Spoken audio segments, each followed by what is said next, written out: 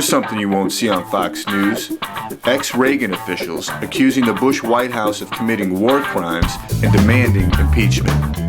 Washington Post. A former Reagan White House lawyer and Marine commander joined forces to attack the president's recent executive order regarding torture, claiming it, quote, has compromised our national honor and may well promote the commission of war crimes by Americans and place at risk the welfare of captured American military forces for generations to come.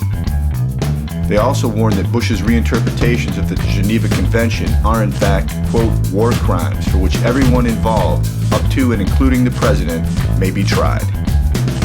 Damn! The other thing is that we got to make sure that we have the capacity to interrogate.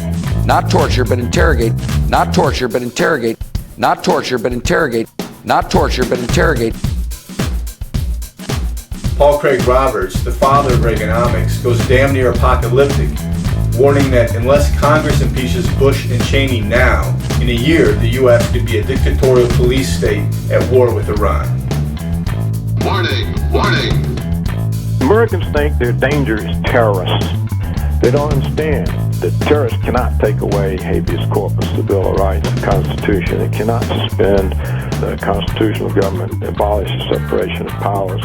It can't pick them up or shut them up and arrest them. Terrorists are not anything like the threat that we face to the Bill of Rights and the Constitution from our own government in the name of fighting terrorism.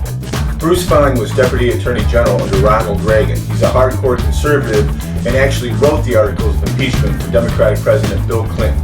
Now he thinks that Bush should be impeached for repeatedly breaking the law and violating the Constitution. He has claimed the authority to tell Congress they don't have any right to know what he's doing with relation to spying on American citizens, using that information in any way that he wants, in contradiction to a federal statute called the Foreign Intelligence Surveillance Act.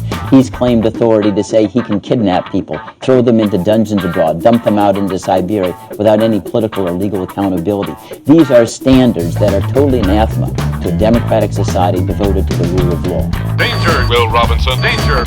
My fellow citizens, when former Reagan officials accuse the Bush administration of committing war crimes, planning a police state, and call for his impeachment, it's officially time for us to pull our head out of our collective ass and start paying attention.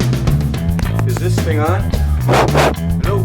Those of you who remember the Bill of Rights may be surprised to learn that Congress recently trashed the Fourth Amendment by supposedly updating FISA. We've been through all this before. That's why we already have laws on the books about what a president can and can't do when it comes to domestic spying. Anytime you hear the United States government talking about wiretap, a wiretap requires a court order. Nothing has changed, by the way. When we're talking about chasing down terrorists, we're talking about getting a court order before we do so. He was lying then, and he's lying now.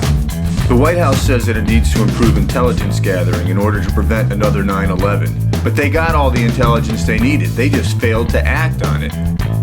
The 9/11 report in Chapter 8 says that in the summer of 2001, the government ignored repeated warnings by the CIA.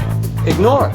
And didn't do anything to harden our border security, didn't do anything to harden airport security, didn't do anything to engage local law enforcement, didn't do anything to round up INS and consular offices and say we have to shut this down, and didn't warn the American people. The president was even told that those Al-Qaeda cells were preparing for hijackings and casing buildings in New York City.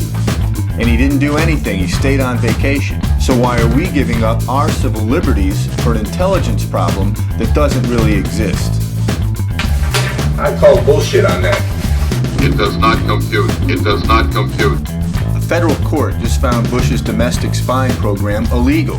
But instead of impeaching Bush for breaking the law, Congress just gave Bush and Gonzales even more powers to spy on Americans.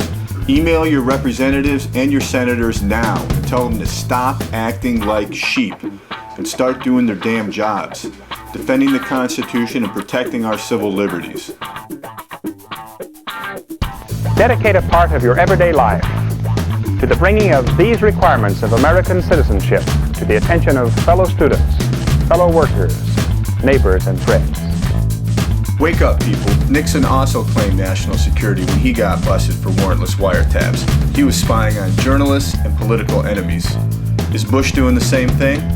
What do you think?